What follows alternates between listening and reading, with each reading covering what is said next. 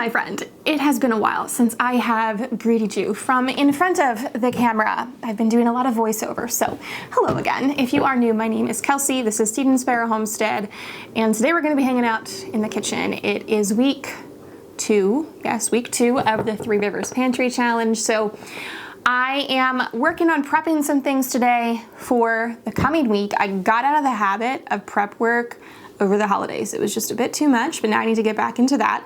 So we're gonna make some breakfast for the week, some snacks, and I need to make a snack for kids' church tomorrow. So we're gonna do that today as well. And then later on in the week, I will be bringing you some dinners. So first matter of business is the 11 billion eggs that I have back here. We have been getting in so many eggs. This is just from the last few days. Crazy this time of year. I mentioned that in my last video. Usually they taper off laying until like closer to spring, but they've been coming in hot. So I have this mess back here. They're very messy because we've been having some rain and the coop got really muddy. We need to clean it out. So I need to get them cleaned up. And there may be some in here that are a bit older. They kind of started getting mixed up when they all started coming in so fast. I don't have the best method for keeping track of what is old and what's not. So I need to test them. I'm gonna clean them up and I'm gonna get them put in cartons. We're gonna use a bunch, but I'm probably gonna end up giving some away as well. And then, as per usual, I have old bananas we're gonna use. So I have my sink here filled up with water. I'm just placing all of my eggs in here. Let them soak for a bit because some of the mud and gross stuff is like kind of caked on there. But this will also tell me how fresh they are. If the egg is, fully touching the bottom, it's a very fresh egg. If it starts to float up a little bit, or maybe just like the tip of one end is touching the bottom of the sink, then it's a bit older to get used. If an egg floats completely on the surface, it could be bad. It just means it's much older. So what I do, I'll inspect the egg and I'll see if there's any cracks in a floating egg. If there are, then I just pitch it immediately. Sometimes they can go unnoticed. But if it's floating and it looks fine on the outside, I'll crack it into a bowl and I'll give it a sniff. And if it smells fine, I'll use it. I'll probably use it in baking rather than just, scrambled eggs. For some reason in my mind, that sounds better. But that's what I'm doing right now. So far, I only have one floater. Okay, hopefully you can see here with the glare that is coming from the window, but I have 1, 2, 3, 4 floaters. So I'm going to inspect them further. This one, I don't know if it's focusing on it. There we go. There is a little hairline crack right here. So this one is just gonna get thrown into the field. This one, I am not seeing any cracks, so I'm gonna set this to the side and we're going to crack it into a bowl and give it a sniff. This one looks fine. And so does this one. So all these other ones are fairly fresh. Like I said, most of them were from the last 5-6 days or so. So I just need to let these soak a minute, scrub them down, and we'll get them in boxes. Can you see how pretty this egg is? It's all different shades of green. There's like definitive lines. It's interesting and really beautiful, and it has little brown speckles. So I ended up with 1, 2, 3, 4, and about a half dozen of good ones. And then I had the 5 that I needed. Well, one's getting pitched, then I have 4 I need to test. So I would have had just about 5 dozen eggs. The first recipe we're gonna make are some egg cups. I have these in mind for my kiddos. I have my oven preheating to 400 degrees. This recipe I actually found while scrolling on Instagram, and it sounded really good. It has great reviews. So it calls for a pound of breakfast meat. They use sausage. I went rummaging through my fridge to see if there were things that needed used up, and this one sweet apple chicken sausage link got pushed to the back, so we're gonna use that. And I have some organic roast turkey breast, like lunch meat. I'm gonna use that instead. And it also called for 3 cups of whatever chopped veggies you want. I don't know that I have 3 cups worth, but I have some broccoli that we're gonna use up in this. And then I liked this recipe because it has a bit more protein in it. It has cheese, it has meat, it has some milk, but it also has some what is this called? Cottage cheese. It has cottage cheese. My kids won't eat this because of the way it looks, but if I mix it into eggs, they'll totally eat it, and then they get some more protein in their little bodies. Oh, and of course it has eggs. So we have those things, some flour, some baking powder, some salt, and yeah, that's pretty much everything. And as always, I will include full recipes down in the description. 4 eggs. We got some meat going in, some chicken sausage and some turkey lunch meat. About a 1/4 cup of milk and a cup of cottage cheese. You can see I'm very accurate in my measurements here. Can I try it? I mean, if you want to. Are you just gonna eat raw broccoli? Okay. Oh, do you like it? I'm gonna take one. You're gonna take one. Grant has requested this head of broccoli for his breakfast. As you can see, he already took a bite out of it. Now, a bit interesting. I'm not really sure why it's in this recipe, but it calls for 1 tablespoon of maple syrup. Not so sure what that is doing. It's such a small amount. Yeah, I don't know, but we're doing it. Okay, 1½ cups of flour. 2 teaspoons of baking powder. 1/2 teaspoon salt. Okay, about a cup of cheese, although I'm gonna reserve a little bit. We're on the tops. And goes some broccoli.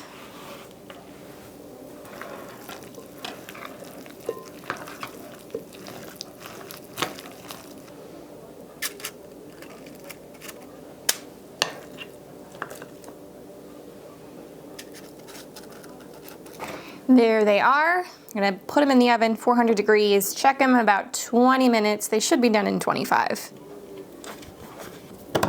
Second recipe, we're gonna make banana muffins. I'm gonna make a double batch for kids' church tomorrow. 3 cups flour, 3 teaspoons of baking soda, 1/2 teaspoon salt, about a 1/4 teaspoon of nutmeg, and a 1/2 teaspoon of cinnamon. Calls for a cup of white sugar. I'm gonna use a cup of maple sugar. Also calls for a 1/2 cup of brown sugar, and I'm gonna substitute coconut sugar there. Coconut sugar still kind of gives that caramelized flavor. Mash up 6 overripe bananas, which are falling out of the bowl. In go the bananas. 2 eggs. 1/2 cup of milk. And a cup of melted butter. Do 2 teaspoons of vanilla. And then if you wanted to add in some nuts, you can do that, but because these are for little kids, I'm gonna leave those out.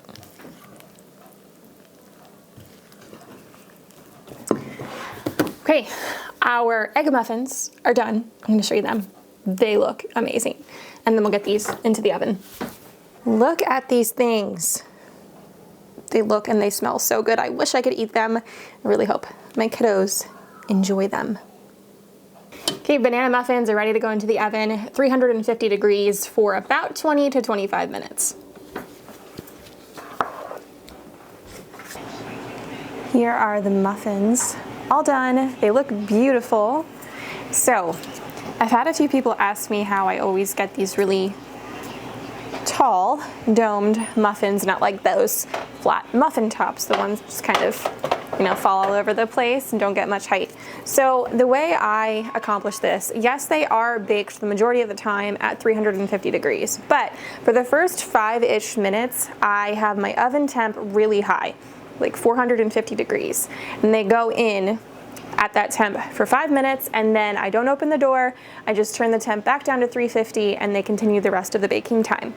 The other thing I do is I let the batter rest for a bit and allow those leavening agents to start doing their thing, and I'm careful to not deflate any bubbles that may have happened. And in doing those two things, I get these nice domed muffins. Okay, dishwasher's going, so you're probably gonna hear that in the background. I'm working on the next recipe, which is a meat lovers type omelet, quiche, egg bake thing. And I'm gonna prep some meat for that. So I had this steak sitting in the fridge and that needed to be used. So I'm gonna put that in there. I'm gonna fry up some pork sausage and some turkey bacon.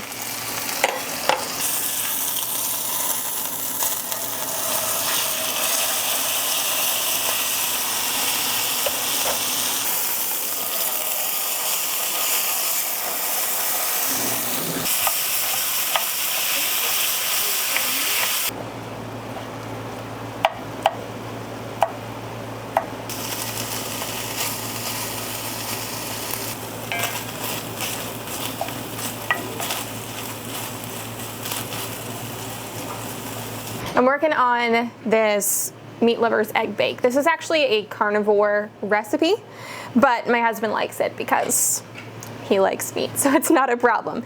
So I have 4 ounces of cream cheese. I'm gonna add the rest of this container of cottage cheese. It's probably about a cup. I'm gonna mix those two together and try and get them as smooth as possible. You could throw this into a blender if you want, but it's totally not necessary. Sorry, you're gonna hear the drain going from the dishwasher. Now for some eggs, I'm gonna crack in 1 dozen.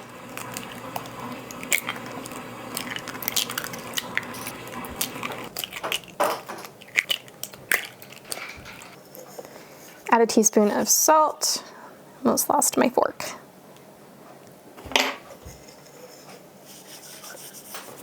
Okay, and some cheese. I'm gonna do a cup. And all day today, I've just been using the same cheese. It's actually an Italian blend, and I think there might be some spices in here, which is fine. I can handle the spices. So about a cup in here.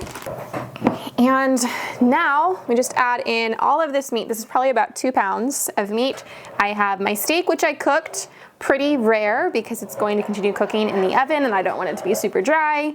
My turkey bacon, and this is some maple pork sausage as well. I should have done this the other way. This is the bigger bowl. Okay, I've greased this up with some coconut oil. You can use butter or olive oil.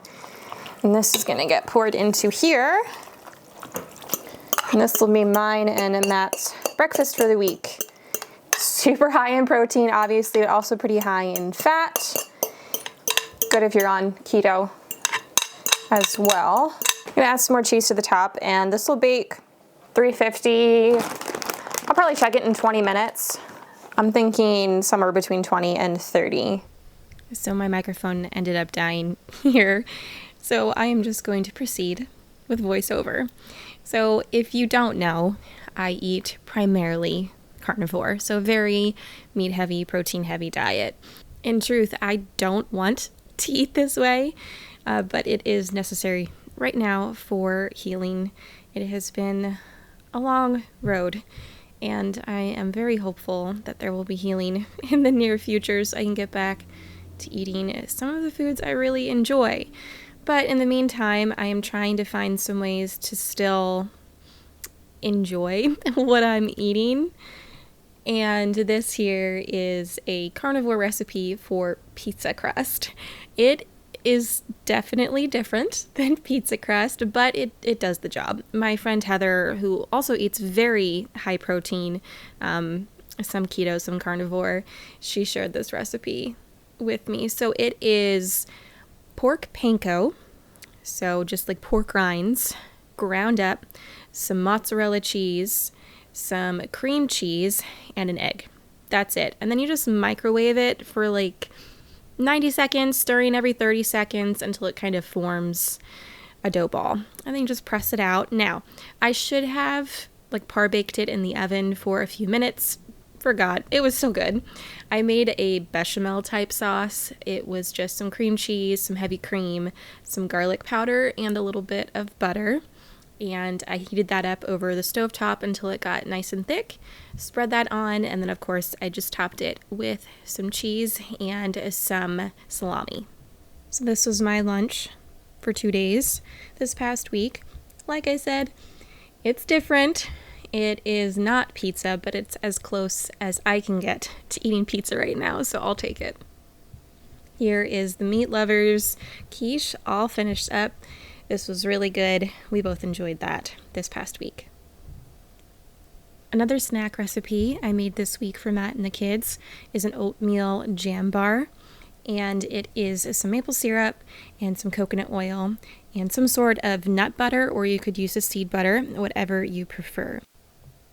Next, I added some oat flour as well as some oats. Now, I have shared many times the sprouted oats, the glyphosate-free ones I get from Costco. We love those, but I prefer to use those in recipes where it's being baked or cooked. For raw recipes, I much prefer just using a quick style oat, so it's not as thick and chewy. My kids don't love the texture of the sprouted oats and things like granola bars, so I just grab some organic quick oats from one of the local Amish stores. So that's what I'm using here. So that's all that goes into the bar base, and then 2/3 of it gets spread into, I used a loaf pan lined with parchment, spread that out, and then this is a great opportunity to use up some fruit preserves or jam or jelly. I used some plum vanilla preserves here, and I used the entire jar. So it was a great way to get that used up, and it is low sugar. This was a Pomona's pectin jam recipe, so it was either really low sugar or just honey, so I felt fine putting all of that jam in there. And like I said, I have a lot I need to use up. So the remaining granola mixture got crumbled on the top, and then I stuck it in the fridge just for about an hour till it all set up together, removed it from the pan, and I sliced it into granola bars. Moving on to some dinner recipes, and like I said, if I'm not giving exact amounts here during the video, I will have the detailed recipes down in the description for you. For dinner this night, I made my husband's favorite soup, that is Zuppa Tuscana. It's very simple, very few ingredients, and I can whip it up pretty quick whenever I am in need of a quick dinner. So I have a pound of plain pork sausage in there. I'm seasoning with some Italian herbs, some oregano, some basil, some rosemary, and some red pepper flakes here. We're going for more of a hot Italian sausage. Next, I'm going to pour in some water, about 4 cups, and I'm going to just use some chicken bouillon. I didn't have any ready-made broth or stock in my fridge, freezer, or pantries. I need to get on that. So we're going to stir that up, and I'm going to bring this up to a boil. And I have some potatoes diced up ready to go. I have a whole bunch here, probably at least 5 large potatoes diced up. And we're going to cover this, allow this to simmer until the potatoes are tender.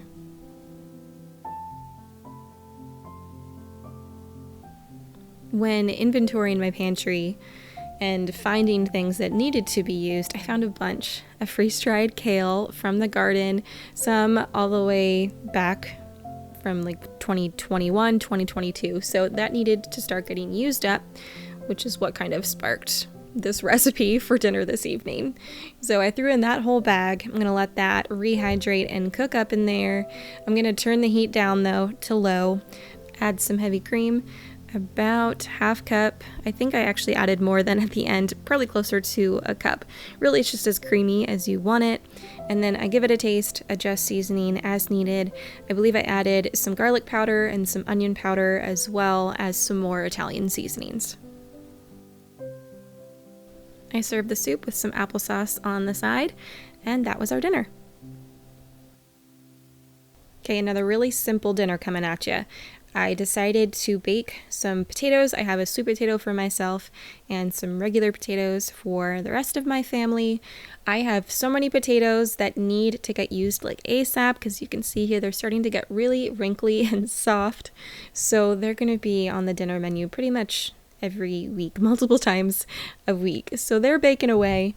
I opened up a jar of my home canned pulled pork barbecue. And I'm just going to heat that up in a saucepan. And that is literally our dinner for this night. It doesn't have to be complicated, and it can still be really yummy. Now, if you don't have jarred pulled pork in your pantry, that's something easy that you can throw into a crock pot and have it going all day so it's ready for dinner. Or you could whip up some sloppy joe mix to put on top of the potatoes. So I have my potatoes out of the oven, did some butter, and I melted some cheese on top of there. And then I put the pulled pork on top, some sour cream, and I pulled out another jar of the cowboy candy that needed to get used up. So one more jar of cowboy candy out of the way. Third recipe of the week. If you are new around here, I only cook dinners 3 nights out of the week, Monday, Tuesday, Wednesday, and then we eat leftovers for the remainder of the week, or we make up like what I call snack plates, just a bunch of odds and ends in the fridge and the pantry. So for this dinner, I have fried up some turkey bacon. You can use regular bacon. After that was done, I put in a stick of butter, and I'm going to add in some flour here. You can use gluten-free if needed. This gets mixed up, and I'm going to allow it to cook for 1 or 2 minutes. This is going to give us a nice, thick, creamy base for our sauce. So after that 2 minutes has passed, I'm going to slowly start adding in some milk, just a little bit at a time to ensure that our sauce turns out smooth. Once that is all in, I added some chicken bouillon just to give it all a bit more flavor. Threw in some garlic powder and some onion powder, and then I tasted to see if I needed to add any more salt and pepper.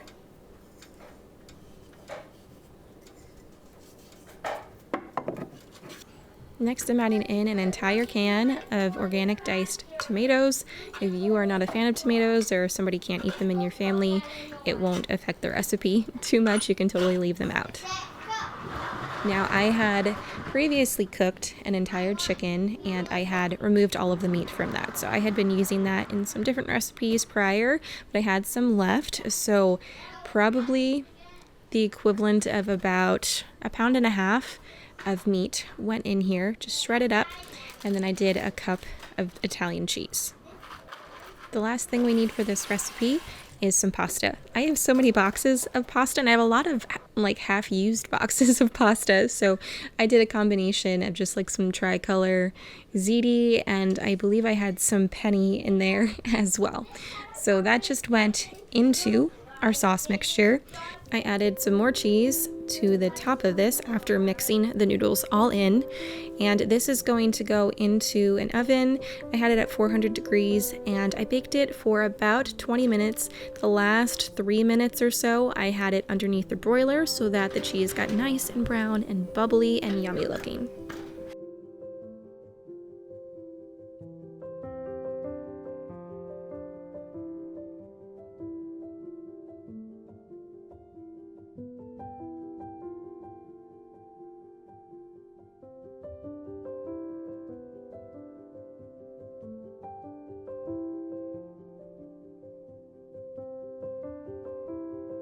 One of my ways to measure the success of a recipe and how good it is by if my kids ask for seconds or not. And they both asked for more, so you know this one is a good one. One last little recipe I'd like to share with you all. This is just a little snack / treat that I made for myself and my family enjoyed as well. So I will allow myself some things in moderation, but I am very strictly gluten-free. I don't do any refined sugars. I mean, I don't typically use refined sugars anyways, but I don't even do like raw organic cane sugar for myself. I allow myself a little bit of maple syrup or honey from time to time. So I made these bars. It is some oat flour, some peanut butter, and some maple syrup with a splash of vanilla. I melted some dairy-free chocolate with a little bit of coconut oil and poured that over the top and allowed these to set up in the freezer for about 15 minutes, and then I cut them. These were so good. I'm always very hesitant to try quote-unquote healthy treats or desserts because most often they're just a letdown. But these were not a letdown. They were so good, and between the 4 of us, we had them demolished in no time. Okay, my friend, that is all I have for you for this second week of the Pantry Challenge. I hope you enjoyed and got a little bit of inspiration along the way. Let me know if you're participating, if you have any fun recipes to share, or if you found a new way to use something up. I would love to know. Thanks so much for hanging out with me. I hope your week is blessed. I will see you next time. Take care.